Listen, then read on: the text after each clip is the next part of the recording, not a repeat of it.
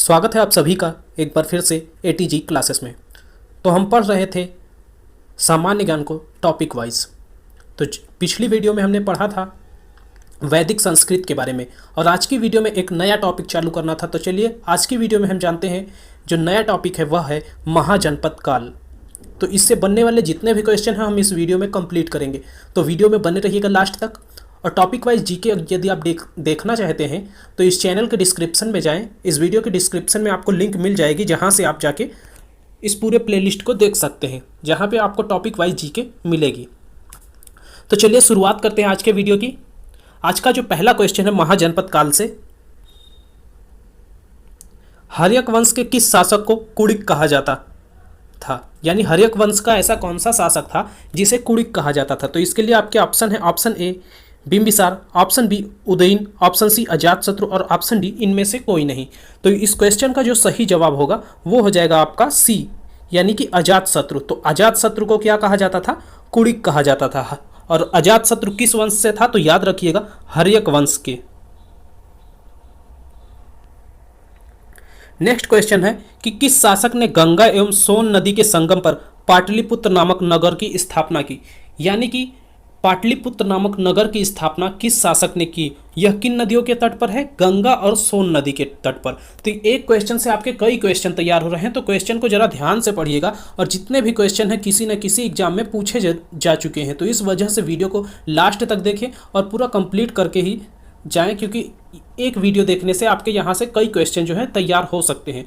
तो इस क्वेश्चन के लिए जो विकल्प है आपके, पहला विकल्प है अजातशत्रु, दूसरा है उदयन, तीसरा है अशोक और चौथा है घनानंद।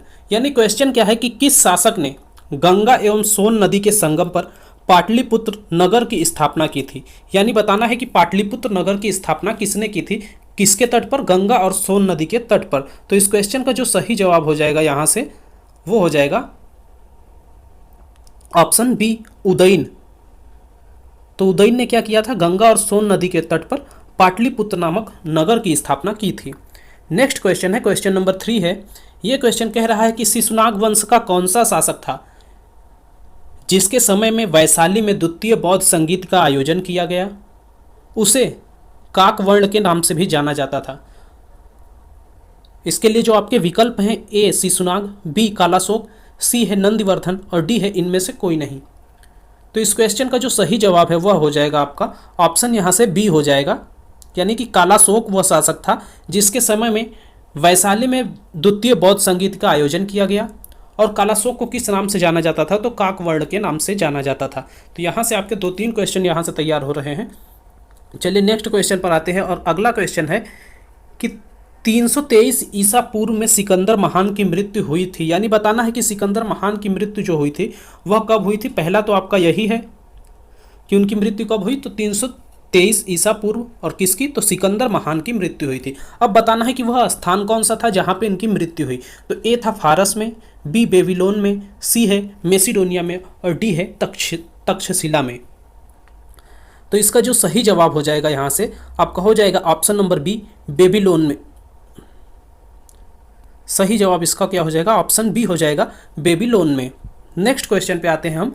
नेक्स्ट क्वेश्चन है सिकंदर महान एवं पोरस, जिसको हम पुरु कहते थे, कि सेना ने निम्नलिखित में से किस नदी के आमने सामने तटों पर पड़ाव डाला हुआ था? यानी कि जो पुरु जिसे कहा जाता है, जिसको पोरस या पुरु के नाम से जाना जाता है, और सिकंदर महान के बीच जब युद्ध होने को हुआ तो उनकी सेना जो है किस नदी के तट पर पड़ाव डाला हुआ था, ये पूछ रहा है। तो इसके लिए जो आपके ऑप्शन है, ऑप्शन ए है रावी, ऑप्शन बी है झेलम, ऑप्शन सी है सतलज, ऑप्शन डी है चेनाब। तो इस क्वेश्चन का जो सही जवाब हो जाएगा वो हो जाएगा यहाँ से आपका ऑप्शन बी झेलम। तो यहाँ से आपका ऑप्शन बी सही हो जाएगा, यानी कि झेलम नदी के तट पर। नेक्स्ट है किस प्रकार का मृदभांड भारत के द्वितीय नगरीकरण के प्रारंभ का प्रतीक माना गया? इसके लिए जो आपके ऑप्शन है, गेरू रंग वाले मृदभांड, बी है चित्रित धूसर मृदभांड, सी है उत्तरी काले पॉलिशकृत बर्तन और डी है काले और लाल बर्तन। तो जो इस क्वेश्चन का सही जवाब हो जाएगा वो हो जाएगा यहाँ से आपका ऑप्शन सी उत्तरी काले पॉलिशकृत बर्तन। नेक्स्ट क्वेश्चन इसमें कह रहा है कि पाली ग्रंथों में गांव के मुखिया को क्या कहा गया है। यानी कि पाली ग्रंथ जो थे उसमें गांव के मुखिया के लिए क्या शब्द प्रयोग किया गया है। ए ग्रामक, बी है भोजक या ग्राम भोजक, सी है ज्येष्ठक और डी है ग्रामपति। तो इस क्वेश्चन का जो सही जवाब हो जाएगा आपका ऑप्शन बी हो जाएगा, भोजक या ग्राम भोजक कहा गया। नेक्स्ट है, उज्जैन का प्राचीन नाम था। उज्जैन का प्राचीन नाम बताना है, इसके लिए विकल्प है अवंतिका, बी तक्षशिला, सी है कन्य कुब्ज, डी है धान्य कटद। तो इस क्वेश्चन का जो सही जवाब हो जाएगा वह हो जाएगा आपका ऑप्शन नंबर ए अवंतिका, यहाँ से आपका इस क्वेश्चन के लिए सही हो जाएगा। चलिए नेक्स्ट क्वेश्चन पर आते हैं। नंद वंश का संस्थापक कौन था? तो ए है महापद्म नंद, बी कालाशोक, सी घनानंद और डी है नागार्जुन। तो नंद वंश का जो संस्थापक था वह था आपका ऑप्शन ए, यहाँ से सही हो जाएगा महापद्म नंद। तो नंद वंश का संस्थापक यहाँ से कंप्लीट हो गया, कौन था? महापद्म नंद नंद वंश का संस्थापक था। नेक्स्ट क्वेश्चन, ग्रीक यूनानी लेखकों द्वारा किसे अग्रमीज जैंड्रमीज कहा गया? तो इसके लिए आपके ऑप्शन है अजातशत्रु, कालाशोक, महापद्मनंद और घनानंद। तो इस क्वेश्चन का जो सही जवाब हो जाएगा यहाँ से वह हो जाएगा ऑप्शन डी घनानंद। यानी घनानंद को ग्रीक या यूनानी लेखकों द्वारा क्या कहा गया? अग्रमीज या जैंड्रमीज कहा गया। नेक्स्ट है, प्राचीन भारत में पहला विदेशी आक्रमण किनके द्वारा किया गया? यानी बताना है कि पहला जो विदेशी आक्रमण हुआ प्राचीन भारत में वह किनके द्वारा हुआ। तो इसके लिए जो ऑप्शन है ए ईरानियों द्वारा, बी है यूनानियों द्वारा, सी है शकों द्वारा और डी है कुषाणों द्वारा। तो जो सही जवाब हो जाएगा इस क्वेश्चन के लिए वह है आपका ऑप्शन ए ईरानियों द्वारा। चलिए नेक्स्ट क्वेश्चन पर हम आते हैं। नेक्स्ट क्वेश्चन है, प्राचीन भारत में दूसरा विदेशी आक्रमण एवं पहला यूरोपीय आक्रमण किनके द्वारा किया गया? ईरानियों द्वारा, यूनानियों द्वारा, शकों द्वारा और कुषाणों द्वारा। तो इस क्वेश्चन के लिए जो आपका सही जवाब हो जाएगा वो हो जाएगा आपका ऑप्शन बी यूनानियों द्वारा।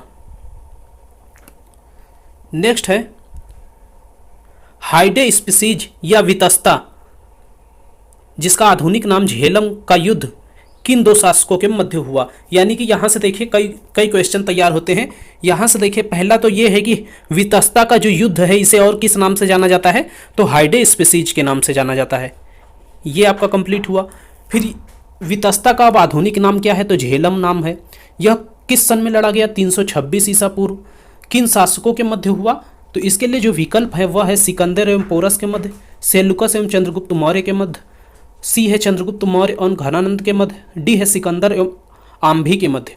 तो इस क्वेश्चन का जो सही जवाब हो जाएगा वो हो जाएगा आपका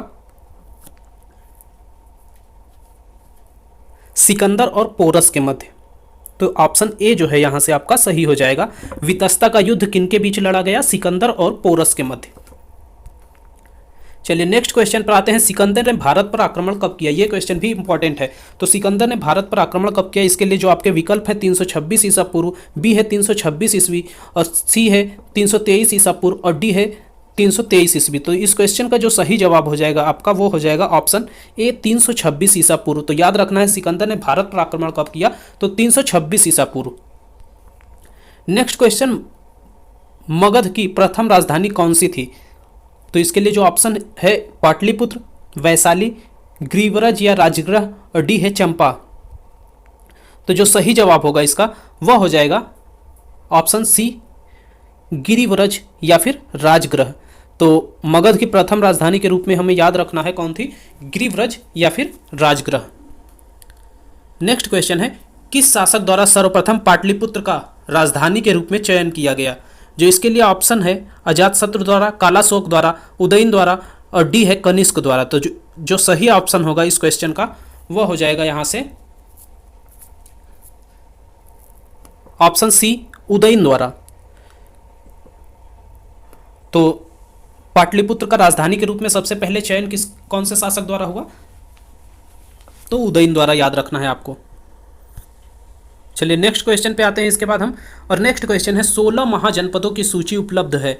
यानी कि 16 जो महाजनपद थे उनकी सूची कहाँ उपलब्ध है? तो महाभारत में, अंग्योत्तर निकाय में, छंदोग्य उपनिषद में और संयुक्त निकाय में। तो जो इस क्वेश्चन का सही जवाब हो जाएगा वो हो जाएगा बी, ऑप्शन बी अंग्युत्तर निकाय में। तो 16 महाजनपदों की सूची किसमें है? अंग्युत्तर महानिकाय में। नेक्स्ट है, निम्नलिखित में से मगध का कौन सा राजा सिकंदर महान का समकालीन था? तो ऑप्शन है आपके महापद्मनंद, घनानंद, सुकल्प और चंद्रगुप्त मौर्य। तो जो सही जवाब होगा यहाँ से आपका हो जाएगा ऑप्शन बी, घनानंद जो है ये क्या था? सिकंदर के समकालीन था।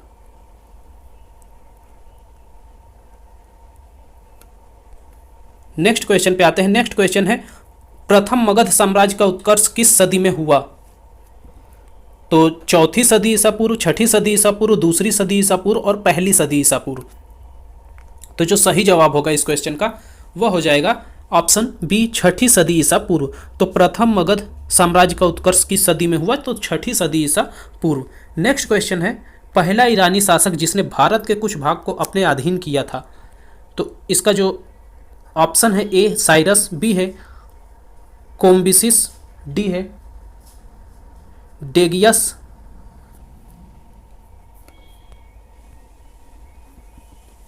और डी है जेरसिस। तो जो सही जवाब है इस क्वेश्चन का वो हो जाएगा यहां से आपका ऑप्शन सी है डेगियस। तो डेगियस क्या है? पहला ईरानी शासक था जिसने भारत के कुछ भाग को अपने अधीन कर रखा था। नेक्स्ट है, मगध के राजा अजातशत्रु का सदैव किस गणराज्य से के साथ युद्ध रहा? तो इसके लिए जो आपके ऑप्शन है वज्र संघ या वैशाली के साथ, बी पांचाल, सी दोनों के साथ और डी किसी के साथ नहीं। तो इस क्वेश्चन का जो सही जवाब हो जाएगा यहाँ से वह हो जाएगा आपका ऑप्शन ए, वज्र संघ या वैशाली के साथ। चलिए नेक्स्ट क्वेश्चन पे आते हैं। संघ के विरुद्ध मगध राज्य के किस शासक ने प्रथम बार रथ मूसल, यानी इसका मतलब क्या होता है? एक ऐसा रथ जिसमें गदा जैसा हथियार जुड़ा था, तथा महाशिला कंटक, इसका मतलब क्या है? पत्थर फेंकने वाला एक युद्ध यंत्र नामक गुप्त हथियारों का प्रयोग किया था। यानी बताना है इन दोनों यंत्रों का प्रयोग किस शासक ने किया था। तो ऑप्शन है अजातशत्रु, बी है चंद्रगुप्त मौर्य, सी है कालाशोक और डी है उदयन या उदयन। तो इस क्वेश्चन का जो सही जवाब हो जाएगा वो होगा ऑप्शन ए, अजातशत्रु। तो सबसे पहले इन हथियारों का प्रयोग किसने युद्ध में किया? तो अजातशत्रु ने। चलिए नेक्स्ट क्वेश्चन पे आते हैं। नंद वंश का अंतिम सम्राट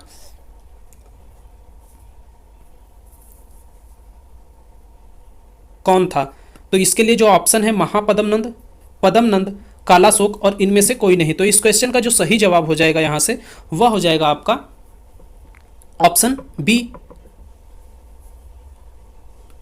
यहाँ पे मिस्टेक हो गया है, घनानंद रहेगा। तो इसको आप लोग सही कर लीजिएगा, यहाँ पे घनानंद रहेगा। तो ऑप्शन बी सही हो जाएगा, घनानंद। नंद वंश का अंतिम सम्राट कौन था? घनानंद था। भारत में सिक्के मुद्रों का प्रचलन कब हुआ? तो अशोक के शासनकाल में, कनिष्क के शासनकाल में, 600 ईसा पूर्व में और 300 ईसा पूर्व में। तो इस क्वेश्चन का जो सही जवाब हो जाएगा वह हो जाएगा आपका ऑप्शन सी, 600 ईसा पूर्व में। तो सिक्कों का प्रचलन भारत में कब हुआ? 600 ईसा पूर्व में।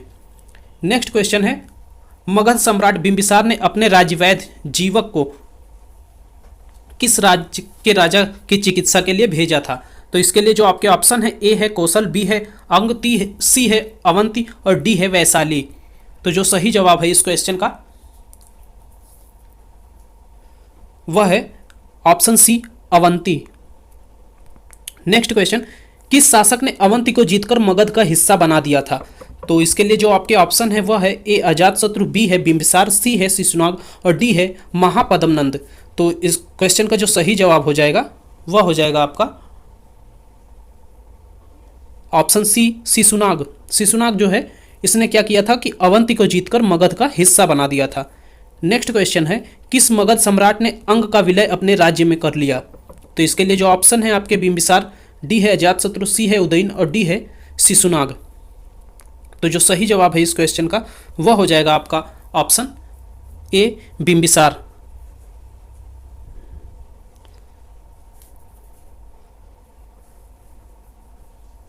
चलिए नेक्स्ट क्वेश्चन, शिशुनाग ने किस राज्य का विलय मगध साम्राज्य में नहीं किया? तो ऑप्शन है अवंती, बी है वत्स, सी है ए और बी दोनों और डी है काशी। तो इस क्वेश्चन का जो सही जवाब हो जाएगा यहां से आपका ऑप्शन डी हो जाएगा, काशी। नेक्स्ट क्वेश्चन है काशी और लिच्छवी का विलय मगध साम्राज्य में किसने किया? तो इसके लिए जो आपके ऑप्शन दिए गए हैं वो है बिंबिसार, बी है अजातशत्रु, सी है उदयन और डी है शिशुनाग।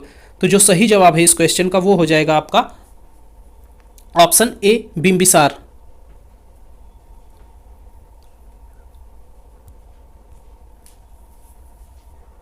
सॉरी, यहाँ पे देखिए थोड़ा गलत हो गया है। इस क्वेश्चन को एक बार फिर से देख लीजिए। काशी और लिच्छवी का विलय मगध साम्राज्य में किसने किया? तो इसके लिए जो आपके ऑप्शन थे बिंबिसार, अजातशत्रु, उदयन और डी था शिशुनाग। तो इस क्वेश्चन का जो सही जवाब हो जाएगा वो हो जाएगा आपका ऑप्शन बी अजातशत्रु। तो अजातशत्रु ने क्या किया था?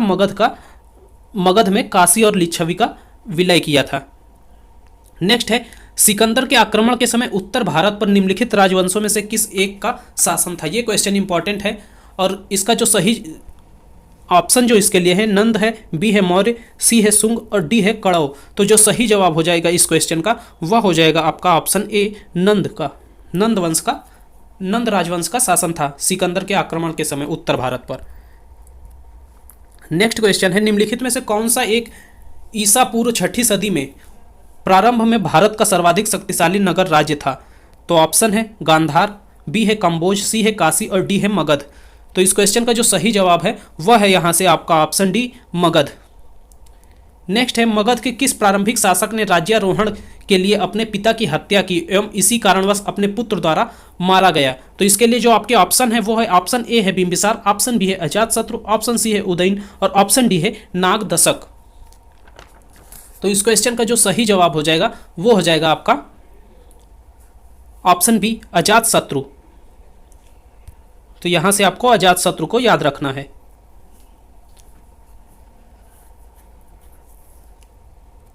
नेक्स्ट है विश्व का पहला गणतंत्र वैशाली में किसके द्वारा स्थापित किया गया? मौर्य, नंद, गुप्त और लिच्छवी। तो इन चारों में से बताना है किसके द्वारा पहला गणतंत्र जो है वैशाली में स्थापित किया गया। तो इस क्वेश्चन का जो सही जवाब हो जाएगा वह हो जाएगा आपका ऑप्शन डी लिच्छवी द्वारा। नेक्स्ट क्वेश्चन निम्नलिखित में से कौन सा एक मगध साम्राज्य की राजधानी नहीं रहा? यानी बताना है कि कौन सा मगध साम्राज्य की राजधानी नहीं रहा। ए है गिरिव्रज, बी है राजगृह, सी है पाटलिपुत्र और डी है कौशाम्बी। तो जो सही जवाब इसमें से हो जाएगा आपका वह हो जाएगा ऑप्शन डी कौशाम्बी जो है ये क्या है मगध साम्राज्य की राजधानी नहीं रहा। तो आज की वीडियो में इतना ही क्वेश्चन जो आपके हो सकते थे महाजनपद काल से वो सभी इंपॉर्टेंट क्वेश्चन इस वीडियो में दिए गए हैं। तो वीडियो को पूरा लास्ट तक जरूर देखिएगा। मिलते हैं नेक्स्ट वीडियो में किसी और नए टॉपिक के साथ। तब तक के लिए धन्यवाद। वीडियो पसंद आया तो वीडियो को लाइक कीजिए, चैनल को सब्सक्राइब कीजिए और अधिक से अधिक दोस्तों में शेयर कीजिए।